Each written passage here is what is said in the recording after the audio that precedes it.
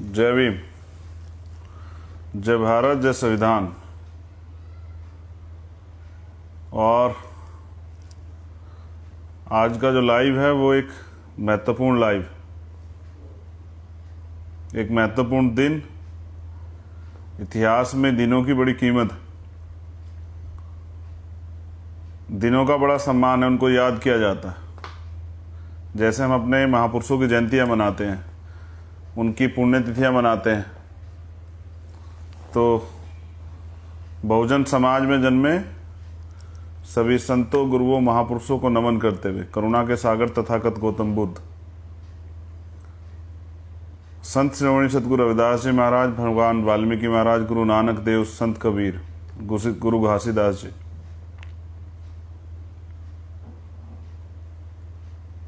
क्रांति के महानायक, सामाजिक परिवर्तन के योद्धा, राष्ट्रपिता ज्योतिबा फूले, माँ सावित्रीबाई फूले, माँ फातिमा शेख, छत्रपति आरक्षण के जनक, कुर्मी वंशज छत्रपति साहूजी महाराज, छत्रपति शिवाजी महाराज, पेरियर रामास्वामी नायकर, पेरियर लल्लई यादव,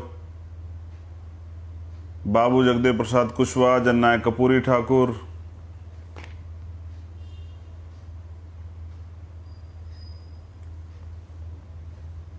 महामना रामस्वरूप वर्मा जी,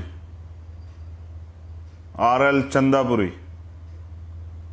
और ये नया नाम है आर.एल. चंदापुरी, आप इनके बारे में पढ़िए, मैंने पढ़ा है।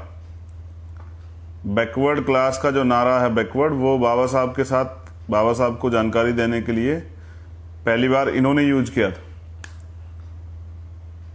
उनके साथ परम पूजनीय विश्व रत्न डॉक्टर बाबा साहब अम्बेडकर, क्योंकि आप थे तो हम हैं, मान्यवर दीना भाना वाल्मीकि साहब और मान्यवर साहब श्री काशीराम, मेरे गुरु, मेरे रहबर।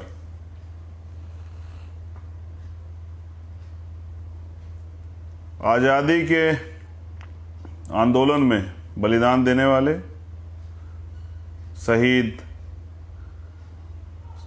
भगत सिंह, शहीद उधम सिंह, शहीद करतार सिंह सराभा,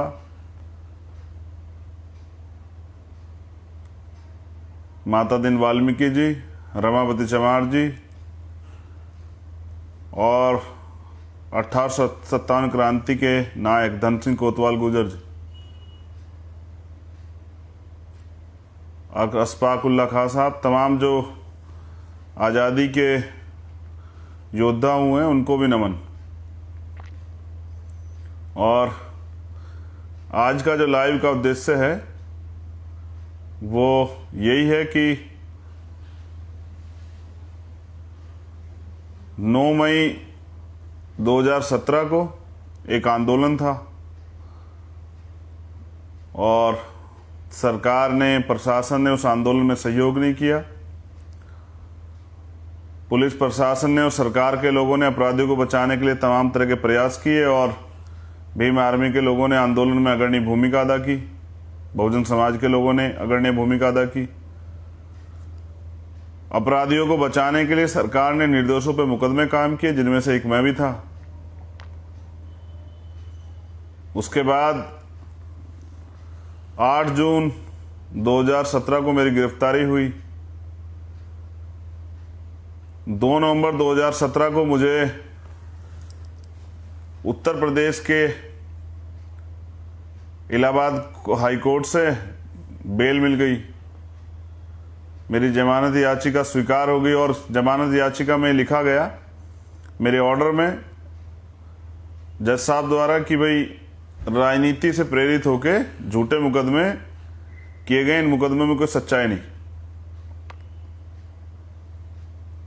और फिर 3 नवंबर की सुबह लगभग 4:30 बजे करीब मेरे पास एक आदेश आया कि नेशनल सिक्योरिटी एक्ट आपके ऊपर लगा दिया गया, आप 12 महीने के लिए बाउंड रहेंगे जेल में।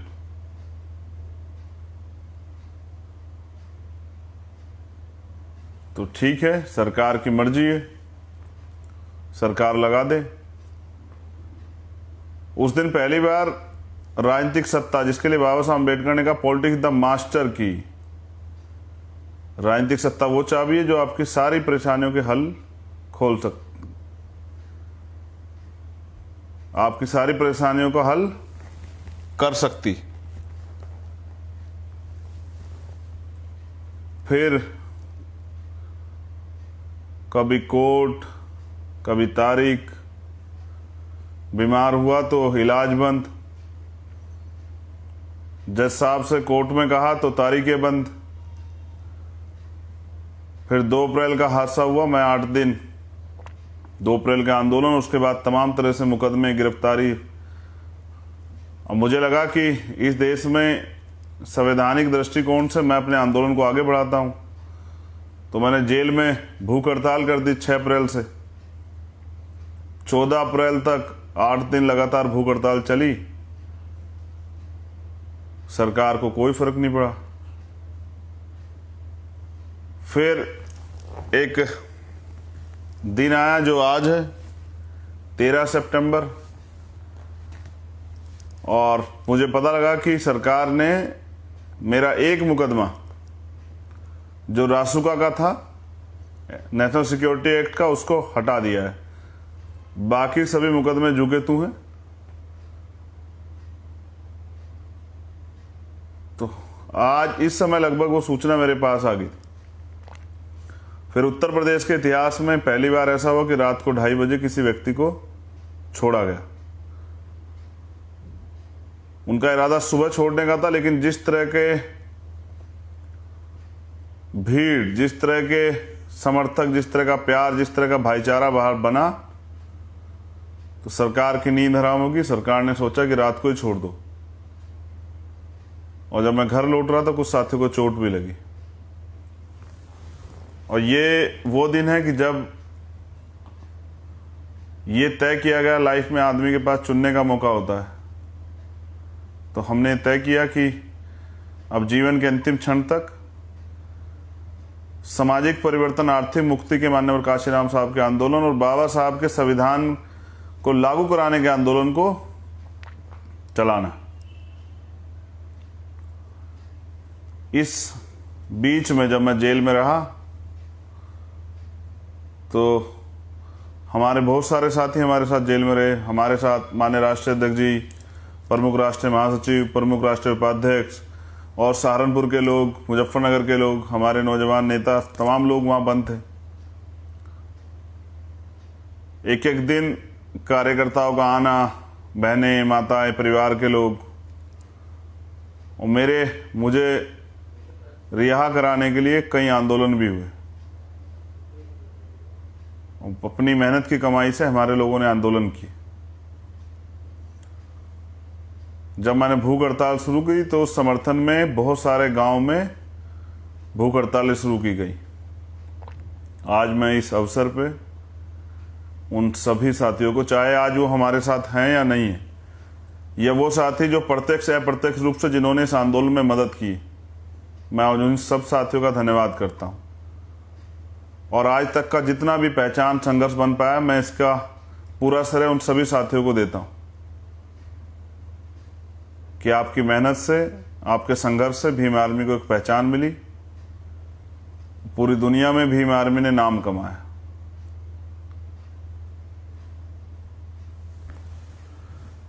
ये आंदोलन अभी अधूरा है। इससे जिस लक्ष्य के लिए इस आंदोलन को तय किया गया था, भीम आर्मी भारत एकता मिशन को, वो पूरा नहीं हुआ। देश के बहुजन समाज के लोगों में एकता नहीं बनी। एजुकेशन का जो काम हमने शुरू किया था, स्कूल खोलने का, वो काफ़ी बड़े पैमाने पे हम लोग सफल हो पाए, क्योंकि शिक्षा, बाबा साहब अम्बेडकर ने कहा शिक्षा शेरनी का वो दूध है जो पिएगा वो दहाड़ेगा। तो जब हमारे लोगों ने एजुकेशन लेनी शुरू की और हमने देखा कि बुनियादी रूप से तब सभी सरकारों ने मिड डे मील और तमाम तरह की योजना चला के हमारे लोगों को शिक्षा से दूर करने का प्रयास कर लिया है। महंगी पढ़ाई, महंगे स्कूल और एक तरफ प्राइमरी स्कूलों में पढ़ाई ख़त्म कर दी गई। तो जो भीम आर्मी के लीडरान द्वारा जो तय किया गया कि स्कूल, कोचिंग सेंटर खोले जाएंगे, वो बड़े पैमाने पर खुले। मैं आज भी आपसे उम्मीद करता हूं कि उस काम को जारी रखिए। ये हमारा पहला काम था। दूसरा काम था हमें जो बाबा साहब अम्बेडकर हमें रास्ता दिखा के गए 22 प्रतिज्ञाओं में और तमाम तरह से भारतीय संविधान में भी आर्टिकल 51 में जो मूल कर्तव्य हैं उसमें कि हमें अंधविश्वास, पाखंडवाद जिसके शिकार हम लोग होते हैं, तमाम तरह के वो त्यौहार जिनके नाम पे हमारे लोगों का शोषण किया जाता है, उनसे दूरी बनानी चाहिए। और आज भी भीम आर्मी के लोग उस काम कर रहे हैं। मैं भीम आर्मी के सभी साथियों से कहना चाहता हूं, पूरे देश में और दुनिया में जो भीम आर्मी के समर्थक साथी हैं, आज नेपाल से भी भीम आर्मी से जुड़ने के लिए लोग आए थे। अब नेपाल में भी भीम आर्मी का काम शुरू होगा, जल्द ही जो है वहां के प्रदेश अध्यक्ष की घोषणा की जाएगी। अम्बेडकरवादी आंदोलन पूरी दुनिया में, बस वहां शोषित लोगों के नाम बदलते हैं, उनके रंग बदलते हैं, उनके कद बदलते हैं, उनकी भाषा बदलती है, लेकिन ये एक ऐसा समय है जहां हिटलर शाही हावी पूरे देश में, भारत के अंदर और दुनिया के अंदर डेमोक्रेसी का मजाक बनाया जा रहा है, लोकतंत्र की धज्जियां उड़ाई जा रही। मैं आपसे यह भी स्पष्ट कर देना चाहता हूं, कुछ साथी अभी कहते हैं कि जब तक भीम आर्मी थी हमारा पूरा समर्थन था, लेकिन जब से पार्टी बनाई हमारा समर्थन कम हो गया। तो मैं ये बता देना चाहता हूं कि जिन दलों ने हमें तब भी स्वीकार नहीं किया, तब भी हमें एजेंट और पता नहीं तमाम तरह की बातें कह के हमसे दूरी बनाई, वो आज भी दूरी बनाए हुए। उन्होंने कभी हमें स्वीकार नहीं किया, इसके गवाह आप खुद हैं। कभी किसी पार्टी ने जिसके लिए आपने खून पसीना दिया, जिसके लिए आपने संघर्ष किया, जिसको वोट दिया, कभी उसने आपका समर्थन एक दिन किया हो? आजाद समाज पार्टी बनाने से पहले कुछ गलतफहमी आपको दूर करनी चाहिए। कभी उस दल के एक नेता ने आपके लिए ये नहीं कहा कि नहीं भीम आर्मी अच्छा काम कर रही है, भीम आर्मी के लोग संघर्ष कर रहे हैं, नौजवान बाबा साहब के आंदोलन को आगे बढ़ाने का काम कर रहे हैं। तो ये चीजें अब खोखली हो चुकी है। मैं समझता हूं कि भीम आर्मी के साथियों से मैं निवेदन करता हूं, मैं दोबारा कह रहा हूं, जैसे मैं बाबा साहब के लिए कहता हूं कि आप थे तो हम हैं, लेकिन मैं तो आपसे भी कह रहा हूं, आप हैं तो हम हैं। आज हम जो कुछ भी हैं वो आपकी वजह से। और मैं समझता हूं कि अभी आंदोलन जिस दृढ़ संकल्प के साथ, जिस उद्देश्य के लिए चलाया था, वो पूरा नहीं हुआ। तो आप लोगों को गांव-गांव में स्कूल, छोटे छोटे स्कूल खोलने चाहिए। एजुकेशन की महत्ता को लोगों को समझाना चाहिए। जैसे हम वोट की वैल्यू को समझाते हैं, ऐसे एजुकेशन क्यों जरूरी है, इस बात को समझाना चाहिए। देखिए, मैं आपको एक स्पष्ट करता हूं, आज महत्वपूर्ण दिन कि जिस तरह सरकार निजीकरण कर रही है, मैं बार बार कह रहा हूं कि सरकार का मुख्य उद्देश्य निजीकरण करके सरकारी नौकरियों को खत्म करना है। सरकारी नौकरियां खत्म, रिजर्वेशन खत्म। इस पे अपर कास्ट के लोग कभी कभी खुश होते हैं कि रिजर्वेशन खत्म हो जाएगा। अब तो आपके पास भी 10% आर्थिक आधार पर आरक्षण है। आपको पता लग गया होगा कितने जो है इनकी आरक्षण की वजह से कितने आपके रास्ते में बाधाएं उत्पन्न हुई हैं, और कितने अयोग्य लोग जो है नौकरियों पर जा रहे हैं। अरे सर, ये सिर्फ आपके गलतफहमियां, इसको दूर कीजिए। ये रिप्रेजेंटेशन है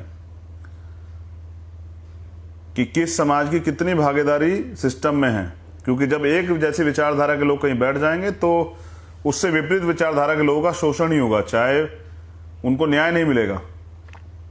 इसलिए रिप्रेजेंटेशन, आरक्षण की व्यवस्था की गई कि हर वर्ग की, जो प्रदेश और देश में रहने वाले हर वर्ग के लोग की हिस्सेदारी हो, जो उनके साथ अन्याय ना, उनके लिए नीतियां बने, उनको आगे बढ़ने के रास्ते मिले, उस समाज का सामाजिक आर्थिक विकास हो। तो जिस तरह से सरकार निजीकरण का मुख्य उद्देश्य, जैसा मैंने पहले भी कहा कि इनके आरएसएस के नेता ये कहते थे कि हम आरक्षण को इतना निष्क्रिय कर देंगे कि इसका रहते हुए भी कोई फायदा नहीं होगा। आज उसी को आगे बढ़ाया जा रहा है। जब सरकारी डिपार्टमेंट नहीं रहेंगे तो सरकारी नौकरी कहाँ रहेगी, और जब सरकारी नौकरी रहेगी तो आपको आरक्षण व्यवस्था के थ्रू आपको कौन नौकरी देगा। फिर वास्तविक हालात हो जाएंगे, अगर आज आरक्षण के बिना, सरकारी डिपार्टमेंट के बिना अगर आपको किसी महकमे को देखना है तो हम पे है। ये सफाई कर्मचारी व्यवस्था आप देख लीजिए कि क्या मिलता है उसमें और कितनी तनख्वाह मिलती है, कितना काम करना पड़ता है। निजीकरण गुलामी। जब भी आप छुट्टी में आओगे तो प्राइवेट सेक्टर वाला कहेगा कि चलिए घर जाइए। आप कहोगे मेरी बहन बीमार है, दवाई के मुझे इलाज के लिए थोड़ा समय चाहिए, तो वो कहेंगे घर जाइए। आपके बाद बहुत लोगों की लाइन लगी हुई है। आप कहेंगे मेरी बहन की शादी समय चाहिए, नहीं मिलेगा। माँ बीमार है, नहीं मिलेगा। पिता बीमार है नहीं मिलेगा, कहीं परिवार के साथ और किसी उसमें जाना नहीं मिलेगा, आप डिप्रेशन में, कोई फर्क नहीं पड़ता, उनको सिर्फ काम चाहिए। प्राइवेट सेक्टर है, वहाँ कोई जवाबदेही नहीं। मैं सचेत कर रहा हूँ पूरे देश में रहने वाले बहुजन समाज के लोगों को कि इस देश के दलित पिछड़े वर्ग के लोग को गुलाम बनाने की साजिश आरक्षण व्यवस्था है। और मैं मिला था नेपाल के लोगों से, वो हिंदू राष्ट्र था, लेकिन उनको भी समझ आया कि हिंदू राष्ट्र बनने से कुछ नहीं हुआ, उनकी तरक्की के रास्ते रुके और एक वर्ग का कब्जा उस पर बना रहा, शोषण हुआ। इस वजह से उन्होंने डेमोक्रेटिक वे को अपनाया और वहां पर संविधान दिया नेपाल में। लेकिन मैं आपसे कह रहा हूं कि ये तमाम तरह की चीजें, ये सब चीजों का एकमात्र उद्देश्य ये है कि दलित पिछड़े वर्ग के लोगों में जो सामाजिक आर्थिक उन्नति उनकी बनी है, राजनीतिक चेतना जो उनके अंदर आई है, वो हिस्सेदारी की लड़ाई जो लड़ने लगे हैं, तो जब भी वो हकदारी की बात करें तो उनको धर्म की चाशनी चटा के उनको घर बिठा दो। इसलिए सारे सिस्टम पे काबिज 80% आबादी, जिसको ये तथाकथित हिंदू कहते हैं, उनको कहा जाता है कि वो खतरे में। तो मैं आपसे कह रहा हूं कि भीम आर्मी के साथियों से कि पढ़ने का काम बंद ना करें। मैं आपसे फिर अपील कर रहा हूं, मैं आज़ाद समाज पार्टी और भीम आर्मी के सभी वर्करों से, हमारे लीडरान से अपील करता हूं, हमारे कार्यकर्ताओं से, कि बाबा साहब ने भी कहा था ना, मुझे मूर्तियों में खोजने की जरूरत नहीं, मैं किताबों में हूं। तो बाबा साहब के लिटरेचर को पढ़ें, ज्योतिबा फूले के लिटरेचर को पढ़ें, जब बाबू जगदेव प्रसाद कुशवाहा, जन्नाय कपूर ठाकुर के लिटरेचर को पढ़ें, संत गाडगे जी महाराज, पेरियर रामानंद स्वामी नायकर को पढ़ें, नारायण गुरु को पढ़ें। हमारे महापुरुषों ने कहा एक रोटी कम खाना, अपने बच्चों को जरूर पढ़ाना। हम तो उस बात को समझते हैं, उसकी महत्ता को समझते हैं। लेकिन बाबा साहब अम्बेडकर ने वोट का अधिकार आपको इसलिए दिलाया था कि वोट की ताकत से लोकतंत्र है, जिसके पास ज्यादा वोट होगा उसका राज आ जाएगा। उन्होंने इसके साथ ये बात कही, एडल्ट फ्रेंचाइजी के साथ इन्होंने वयस्क मताधिकार का दिलाने के साथ इन्होंने, बाबा साहब ने बात कही कोर्ट की कि आज मैंने रानी का पेट काट दिया है। आज के बाद राजा जो है वो आपकी वोट से तैयार होगा, बैलेट बॉक्स से तैयार होगा। तो मैंने पहले भी कहा कि अब जो लड़ाई है ना, सीधे तौर पे ईवीएम के खिलाफ, ईवीएम से वोट की चोरी नहीं होने दी जाएगी।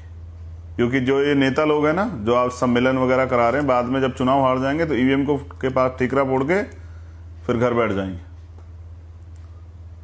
बाद में कहेंगे ईवीएम से हरा दिया गया, लेकिन अभी कुछ नहीं करेंगे। तो हम लोग ईवीएम के खिलाफ भी लड़ेंगे, हम पिछड़े वर्ग की जातिगत जनगणना के लिए भी लड़ेंगे। अब मैं 19 तारीख में शामिल हूंगा सरदार सेना के प्रोग्राम में, अंबेडकर नगर, वहां की यूनिट के लोगों को मैं यहीं के माध्यम से बता दे रहा हूं, बाकी प्रदेश अध्यक्ष जी द्वारा बता दिया जाएगा। अंबेडकर नगर जो पिछड़े वर्ग के हमारी सरदार सेना के जो लोग हैं, वो साथी जो हैं, वो पिछड़े वर्ग की जातिगत जनगणना के लिए प्रयास कर रहे हैं और उसके लिए वो एक रैली निकाल रहे हैं, मैं उसमें शामिल हूंगा। लेकिन अब सबसे इंपॉर्टेंट बात, हम इसलिए हैं कि आपने हमें बनाया, मगर इस समाज को हम सही रास्ता दिखा सकें। तो कुछ दिन पहले ऐसा हुआ जिसकी मुझे तकलीफ थी और ये बात मैं आपसे शेयर करना चाहता था। अंबेडकरवाद गुलामी नहीं है, एक आग जो गुलामी स्वीकार नहीं करने देती, जो गलत अन्याय अत्याचार को बर्दाश्त नहीं करती, जो स्वाभिमान से समझौता नहीं करती। मैंने क्या क्या झेला जेल में, ये तो मैं जानता हूं, या वो लोग जानते हैं जो मेरे साथ जेल में थे। एक एक दिन मैंने ये सोच के तय किया था कि जिस दिन मुझे अवसर मिलेगा बाहर जाकर काम करने का, तो हम लोग इतिहास रचेंगे, ऐसा इतिहास रचेंगे कि ऐसा काम करके जाएंगे, आने वाली पीढ़ियां इस बात को याद रखेंगे। हमसे बाबा साहब नाराज नहीं होंगे, हमसे काशीराम साहब नाराज नहीं होंगे, हमसे मान्यवर दीननाथ वाल्मीकि नाराज नहीं होंगे। वो ये नहीं कहेंगे कि जैसे बाबा साहब ने 18 मार्च 1956 को कहा था ना आगरा में कि मुझे मेरे पढ़े लिखे लोगों ने धोखा दिया, और उन्होंने कहा था मैं इस कारवा को बड़ी मुश्किल से यहाँ तक लेके आया हूँ, अगर आप इसको आगे नहीं ले जा सकते उसको पीछे मत जाने देना। तो हमसे बाबा साहब का जो कर्ज हमारे ऊपर है, जो हमारे रहबरों का, महापुरुषों का कर्ज हमारे ऊपर है, वो हमसे नाराज नहीं होंगे। क्योंकि हम अपने जीवन का एक एक मिनट जो है, जितना हो सके उतना उस आंदोलन को दे रहे हैं, उस आंदोलन को जिंदा रखे हुए हैं। हमने घुटने नहीं टेके कभी। ये लड़ाई 15 बनाम 85 की है और 85% बहुजन समाज इस देश में राज करेगा। बाबा साहब अम्बेडकर का सपना पूरा होगा, काशीराम साहब का सपना पूरा होगा। लेकिन एक सामाजिक अपील आप तमाम लोगों से, स्पेशली दलित वर्ग के लोगों से, कि हमारे यहाँ एक कार्य होता है कि अगर परिवार में किसी की डेथ हो जाए, जैसे पिताजी की, माँ की या दादाजी की दादी, तो उनकी एक रस्म है कि 13वीं होती है उनकी। पहले ये बड़ी जाति के, बड़ी जो अमीर लोग थे वो लोग किया करते थे, या बड़ी जाति के लोगों में होता, जिनको तथाकथित बड़ी जातियाँ कहा जाता है, वो लोग करते थे। आज हमारे लोगों ने उसको एक्सेप्ट कर लिया है।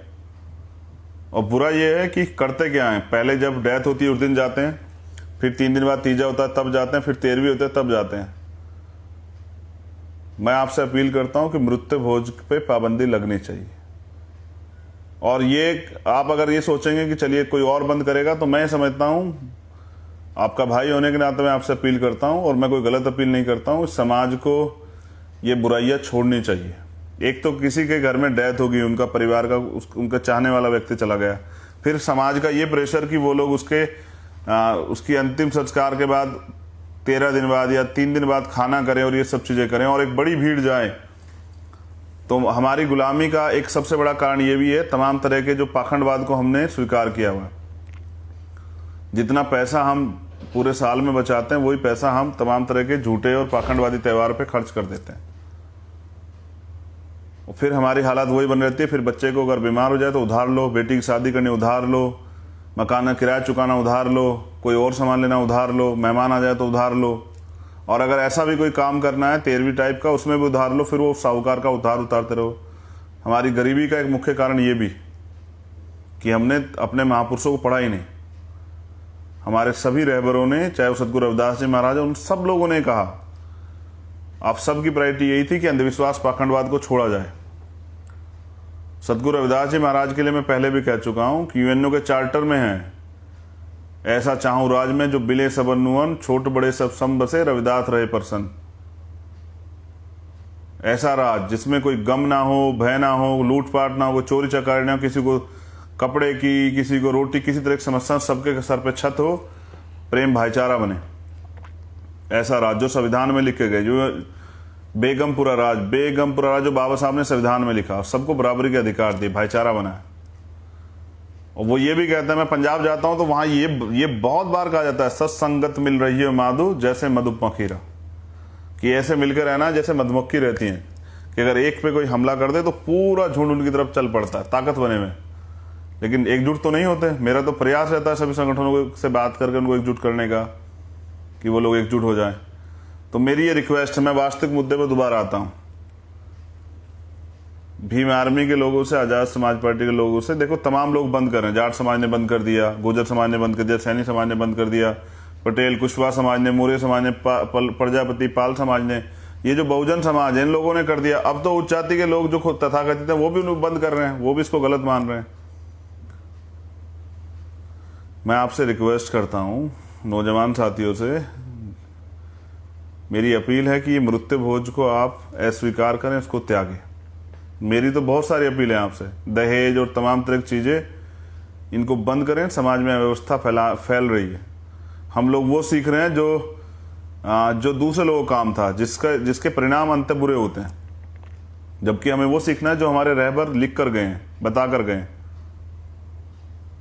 मैं आपसे अपील करता हूं, एक ही दिन जाया करें जिस दिन डेथ हो, और खाली दुख का समय पानी पी के चले आया करें। तीसरे दिन बाद तीजा करने की और फिर 13 दिन बाद 13वीं करने की कोई जरूरत नहीं है।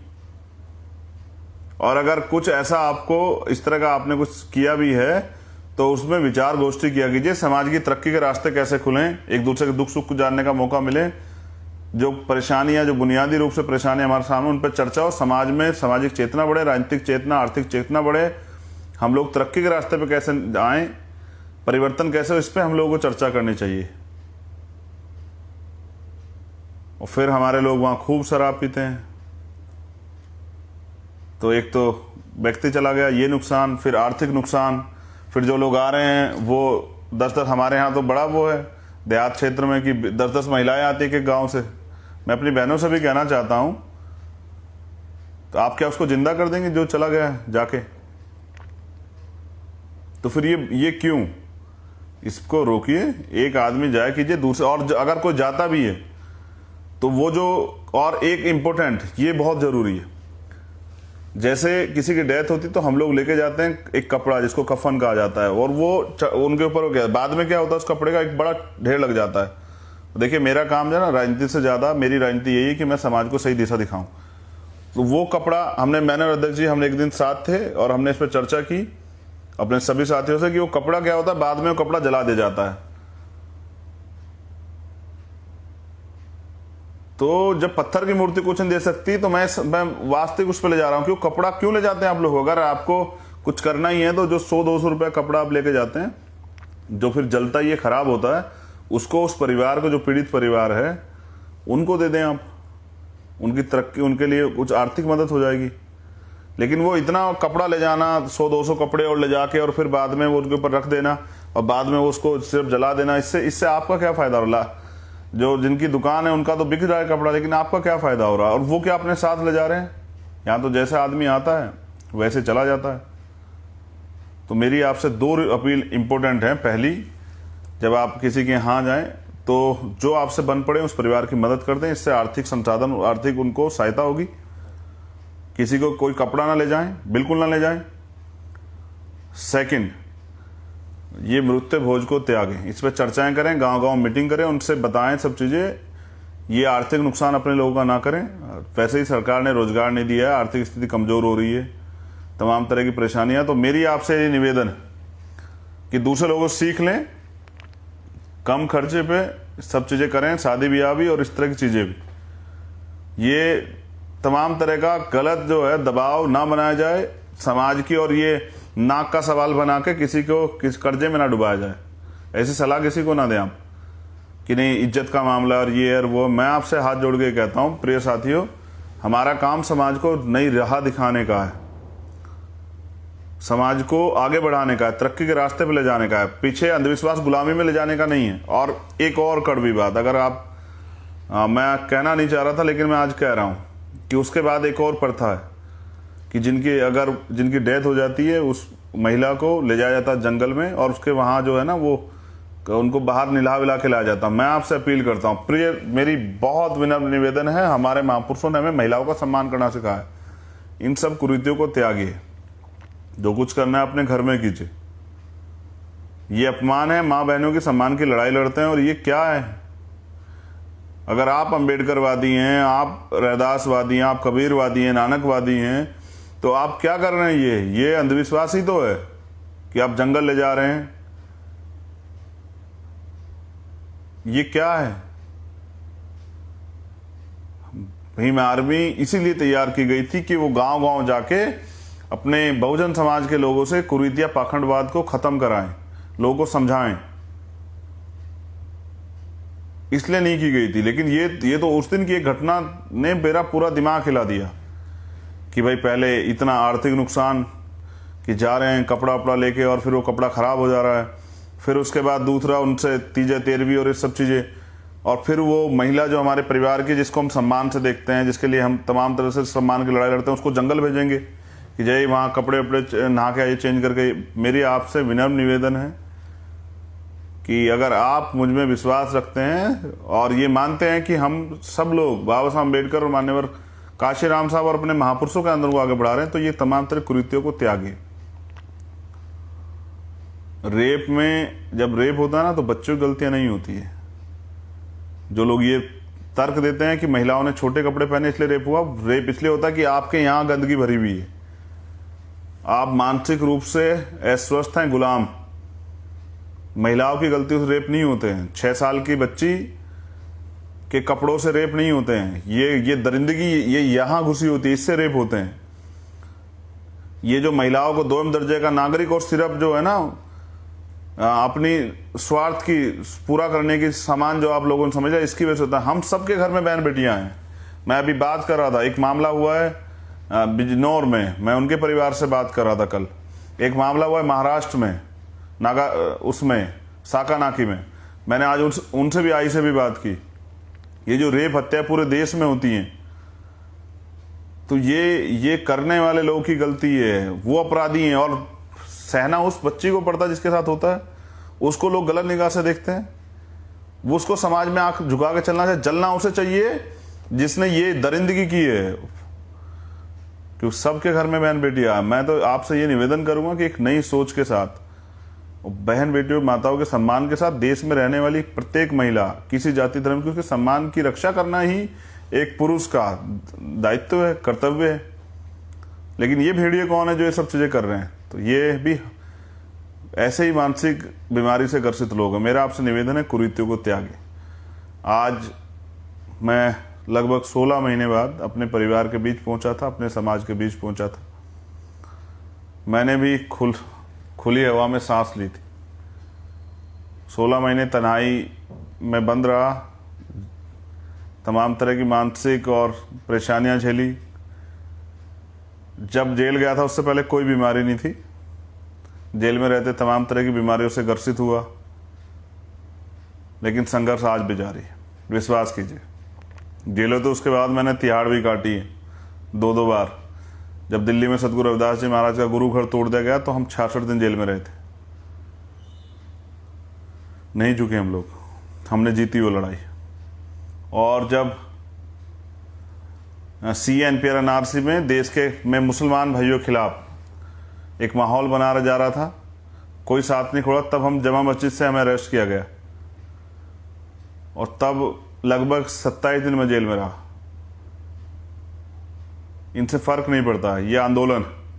मैं तो जिनको नेता मानता हूं, मान्यवर साहब श्री काशीराम, वो तो शराब बंद कराने के लिए, शराब की भट्टिया को बंद कराने बरेली जेल में रहे और पूरे देश में उन्होंने संगठन के लोगों से गिरफ्तारी दिलवाई। हमारा असली उद्देश्य सत्ता नहीं है, सत्ता को साधन बना के हमारे महापुरुषों ने कहा कि हमें व्यवस्था परिवर्तन करना है। इस देश में समता, समानता, बंधुत्व, भाईचारा, समता मूलक समाज की स्थापना और भारतीय संविधान को पूर्ण रूप से लागू कराने की जिम्मेदारी हम लोगों पर है। तो मैं आपका आभार प्रकट करता हूं, मगर मैंने आपसे निवेदन की है, पहली, कपड़ा ना ले जाएं, दूसरी, मृत्यु बहुत त्यागें, और तीसरी, नौजवानों से मैं कहना चाहता हूं अपनी बहन बेटियों को बाहर ना भेजें सर, बिल्कुल ना भेजें।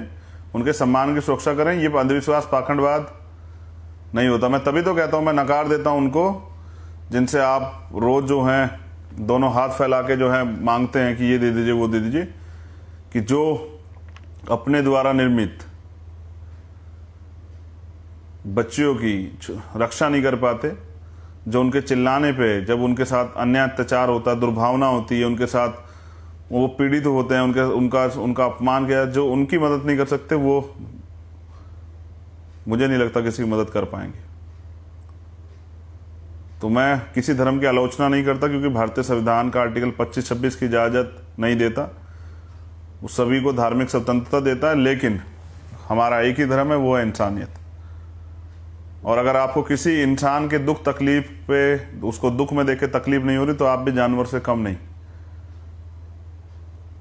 अगर आपकी संवेदना मर गई है तो आप भी जानवर से कम नहीं। और हाल उत्तर प्रदेश में कहूं तो ये हाल है कि उत्तर प्रदेश की सरकार डेंगू बुखार और वायरल फीवर से नहीं लड़ पा रही है। कोरोना से क्या लड़ेगी और किसी बीमारी से क्या लड़ेगी?